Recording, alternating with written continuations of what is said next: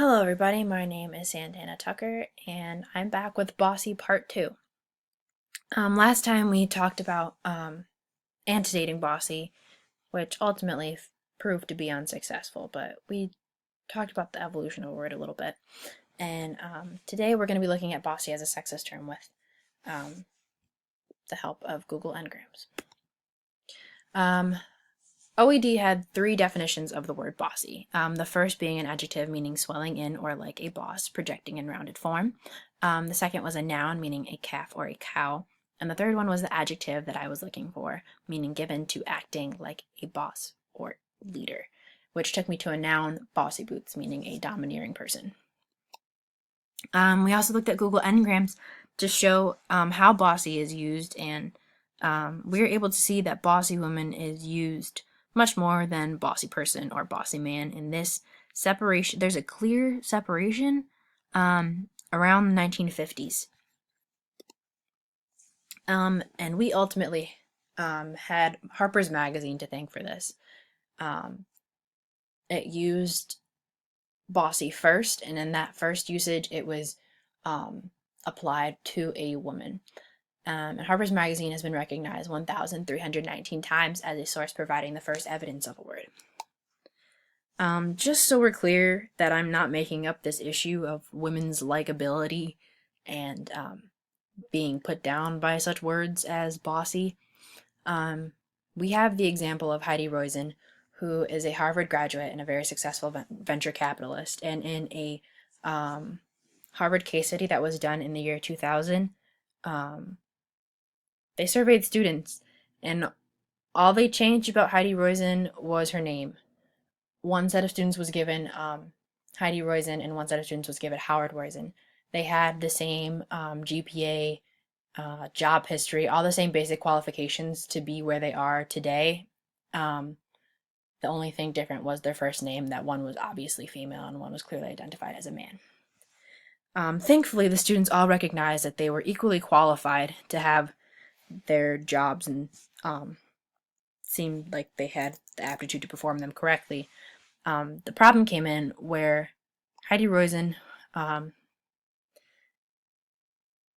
students said that she was bossy and self-serving. They applied negative qualities to Heidi, while Howard was somebody you could go fishing with and was approachable, and people generally liked Howard much more than they liked Heidi.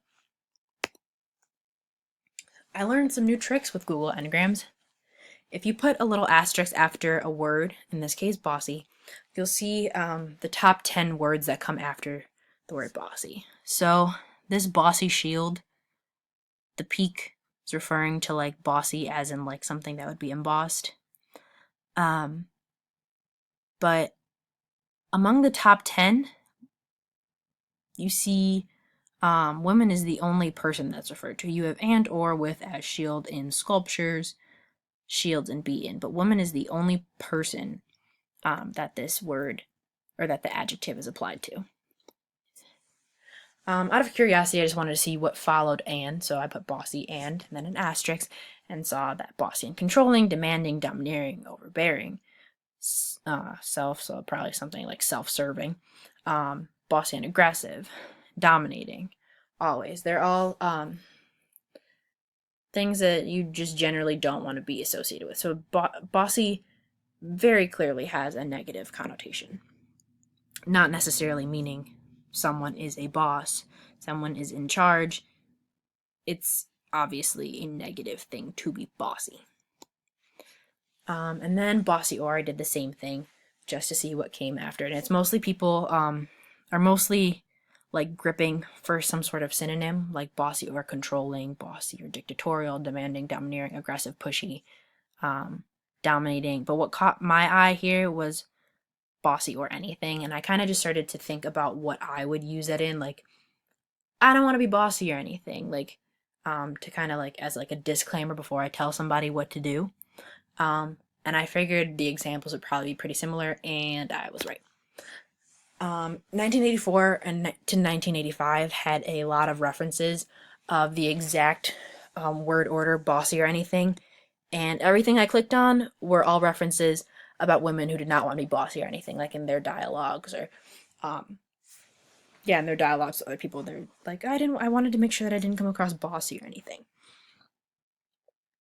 And then I looked in 1996 to 97, and while this quote doesn't have bossy or anything in that order, it came up because the words bossy and anything and or were on this page. But what caught my eye was that this quote from a book called Gift and Children, Myths and Realities, it kind of summed up the issue that I'm talking about here. It says, what is seen as leadership in a boy is often seen as bossiness in a girl. Perhaps this is because the traits of independence and achievement displayed by the gifted violate the stereotype of the girl much more than the boy. So I thought that kind of validated this whole issue that I'm talking about. You can see where it stems and why people would even feel this way, or why bossy is particularly applied to girls. And when you put woman, this little equal sign and the arrow and bossy on Ngram, this shows that bossy is modifying women, and you can see how many times that occurs. And when you look at this timeline, there's some pretty obvious peaks around the 1950s and then again around 1990. And I just tried to kind of grasping here why these peaks would occur. And female participation in the workforce increased around 60% during World War II. And then World War II ended in 1945. So men come back, women are expected to leave the workforce, and the women who put up a fight choose to remain working. Their qualities that designated them as strong and capable while men were away are now becoming a problem. And then again in the 90s, if you think about like what was popular in the 90s, it kind of represented a social movement at that point. Missy Elliott, Destiny's Child, characters, strong female leads like Kat from 10 Things I Hate About You, Gwen Stefani, The First Wives Club, they all kind of like symbolized and even like helped revive a form of feminism. And then in 2000, the word bossy it hits a low for the decade. And I found an article written by Naomi Wolf that was basically saying that the feminism of the 90s, this was written in 1999, she was saying that the feminism that was coming about and growing in the 90s was dying, and that for women the future is ours to lose. And so maybe this word was dropping in usage, either because people had kind of changed their view of women and what they expected of women, or because women were taking a step back. And so I think that maybe for my future directions, I can extend this past the 2000s, maybe do a more in-depth study and apply the history of women in America more directly to this timeline.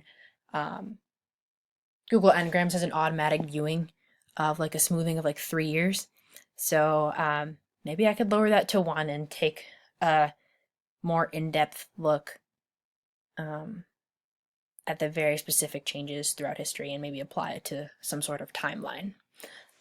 Thank you so much for listening, and I hope I'll be back soon with Bossy Part 3.